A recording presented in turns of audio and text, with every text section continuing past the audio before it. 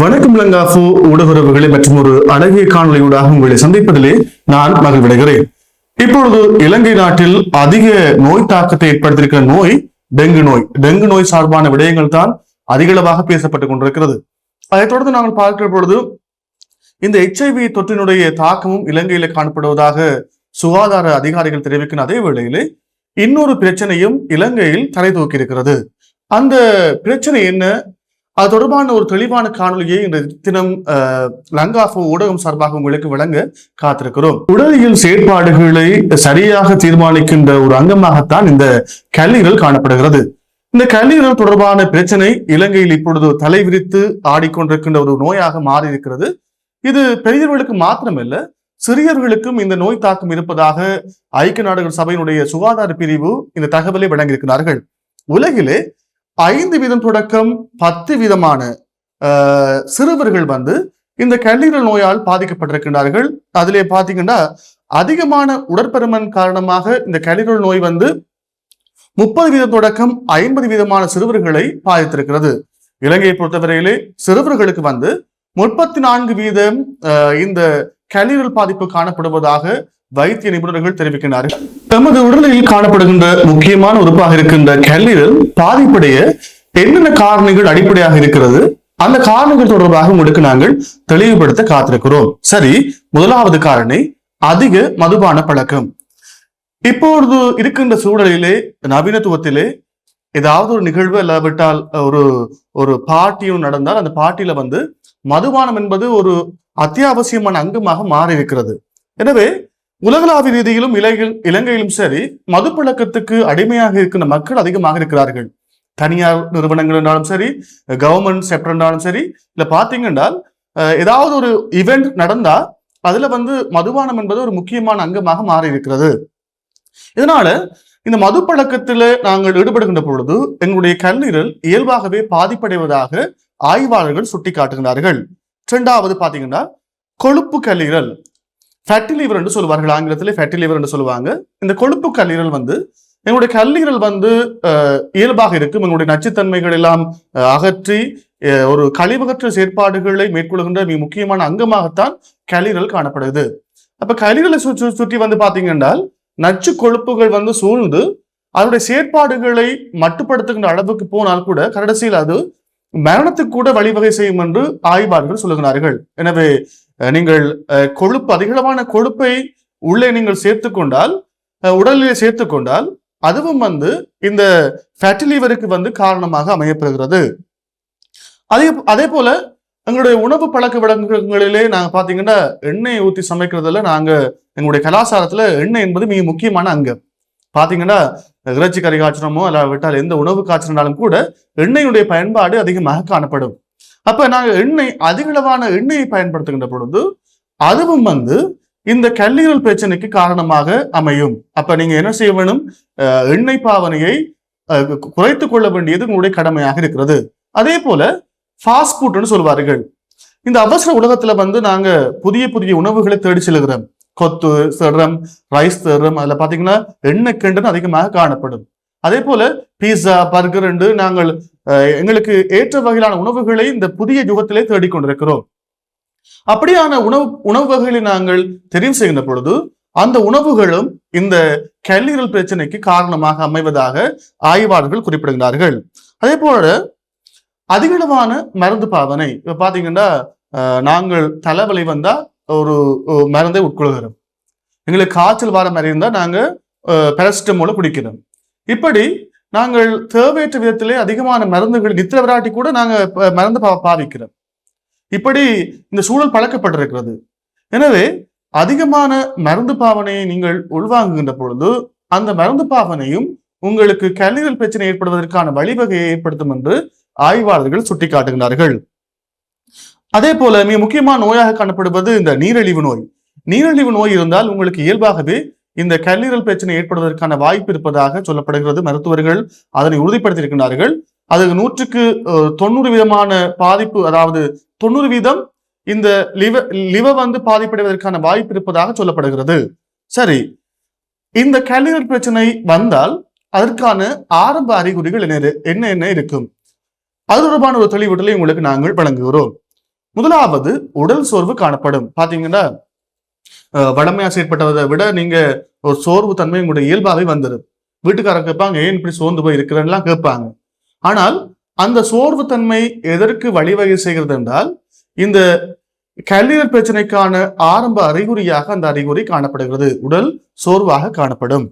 இரண்டாவது பசியின்மை. சாப்பிடல இன்ட்ரெஸ்ட் இருக்காது. எந்த சாப்பாடு சாப்பிடணும் போல ஆசையா இருக்கும், ஆனா சாப்பாட்டுல இன்ட்ரெஸ்ட் இருக்காது. வீட்டுக்காரங்க பையன் சாப்பிடாம இருக்கிறன்னு கேட்டா சிலவுல சொல்லுவாங்க, உங்களுக்கு நீ பூச்சி குளிசை குடிக்கல, இப்ப பூச்சி இருக்கிறனாலதான் சாப்பாடு இறங்குது இல்லை, இல்லாட்டி ஏதோ பிரச்சனையாடலாம் கூட கேட்பாங்க. ஆனால் இந்த உடல்ல பசியின்மை கூட இந்த கல்லீரல் பிரச்சனைக்குரிய காரணமாக அமையும் என்ற விடயத்தை விஞ்ஞானிகள் ஆதாரபூர்வமாக தெரிவித்திருக்கிறார்கள். அதே போல குமட்டல் தன்மை, சக்தி வராது, உங்களுக்கு சக்தி வர மாதிரி ஒரு ஃபீலிங் வரும், குமட்டல் வரும், எச்சில் வரும். ஆனால் உங்களுக்கு அதுல பாருங்கன்னா உங்களுக்கு யோசிப்பீங்க, வெறுதும் வருத்தம் வந்துட்டான்னு யோசிப்பீங்க.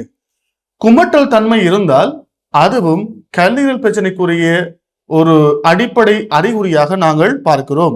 அத்தோடு வயிற்றுடைய வலது பக்கம் வலி ஏற்படுதல். இது வலது கைன்னா வலது கையினுடைய வயிற்றின் கீழ்ப்பகுதியிலிருந்து ஒரு வகையான வலி உங்களுக்கு அறியாமலே தோன்றும். அவ்வாறு வலி ஏற்பட்டால் அந்த வலியும் கல்லீரல் பிரச்சனைக்குரிய அறிகுறியாக நாங்கள் பார்க்கிறோம். அடுத்தது கண்கள் மற்றும் உடலிலே மஞ்சள் நிறம் தோன்றுதல். உடலை பார்த்தீங்கன்னா மஞ்சள் நிறமாக காணும், வெளிரி போய் மஞ்சள் நிறமாக காணப்படும். கண்ணுடைய கருவெளியை சுற்றி உள்ள பகுதிகள் வெள்ளை படலங்கள் மஞ்சள் நிறமாக மாறும். இது எதற்கு வழிவகை செய்யும் என்றால், இந்த கல்லீரல் பிரச்சனைக்கு வழிவகை செய்யும் என்ற விடயத்தை ஆய்வாளர்கள் வடிவாக தெளிவாக தெரிவித்திருக்கிறார்கள்.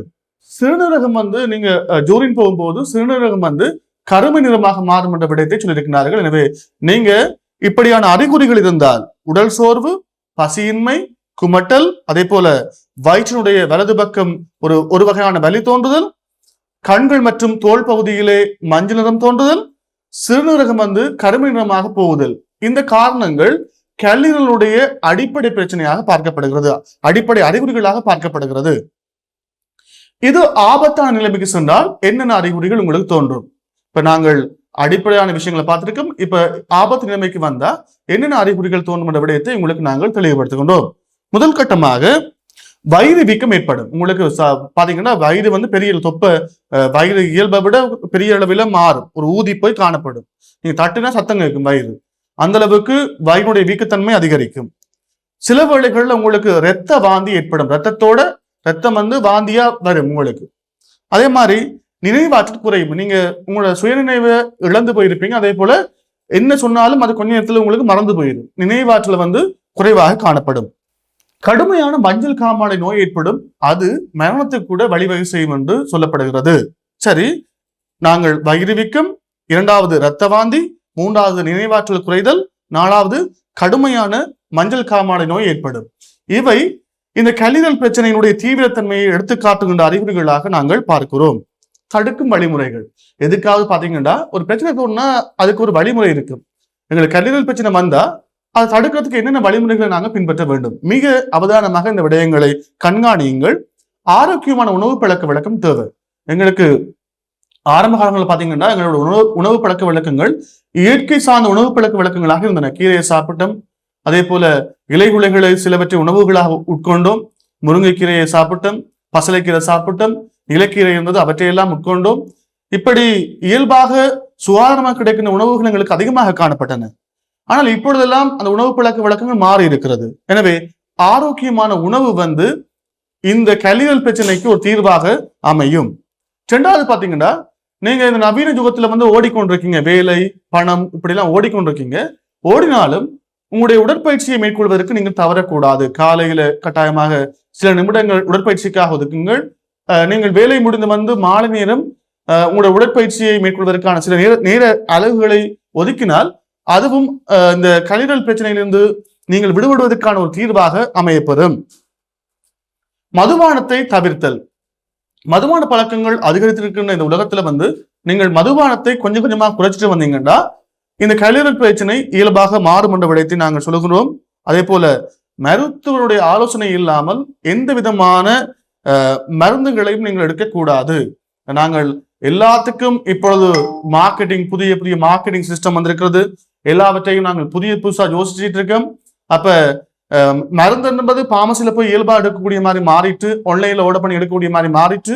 அப்ப நீங்க ஒரு மருந்து டேப்லெட் ட்ரக்ஸ் நீங்க கன்சியூம் பண்ணும்போது மருத்துவருடைய ஆலோசனை இல்லாமல் அவற்றை பயன்படுத்துவதை தவிர்த்துக் கொள்ளுங்கள். அப்படி தவிர்த்தால் கல்லீரல் பிரச்சனை ஏற்படுவதை நீங்கள் தவிர்த்துக் கொள்ள முடியும். அத்தோடு நீங்கள் அடிக்கடி சில நேரங்களில் வருடத்தில் ஒரு முறையாவது மருத்துவ பரிசோதனை மேற்கொள்வது நல்லது. நீங்கள் பாடி செக்அப் சொல்வார்கள், ரத்த பரிசோதனைகள், அதே போல உடல் பரிசோதனைகள் நீங்கள் மேற்கொண்டால் அதுல உங்களுக்கு லிவர் ஃபேட் இருக்கா இல்லாவிட்டால் உங்களுக்கு கல்லீரல் சார்ந்த பிரச்சனை இருக்கா என்ற விஷயம் தெரிய வரும். எனவே மருத்துவ பரிசோதனைகளையும் வருடத்தில் ஒரு முறையாவது நீங்கள் மேற்கொள்ள வேண்டியது அவசியம். அடுத்த விஷயத்தை பற்றி நாங்க பார்க்க போறோம். இந்த கல்லீரலுக்கு என்னென்ன உணவுகள் சிறந்தது? முதலாவது கீரை வகைகள் சிறந்தது. இப்ப நாங்க கீரை வகையை உள்வாங்கிறது இல்லை, கட்டாயமாக கீரையை சேர்த்துக் கொள்ளுங்கள் உங்களோட உணவுல. இரண்டாவது பழங்களை சேர்த்துக் கொள்ளுங்கள். மூன்றாவது மீன் வகைகளை சேர்த்துக் கொள்ளுங்கள். நாலாவது நன்றாக தண்ணீர் குடிங்க. இப்ப நாங்க பாத்தீங்கன்னா ஏசியில வேலை செஞ்சா எங்களுக்கு தண்ணி கூடாய்க்கிறது குறைவு.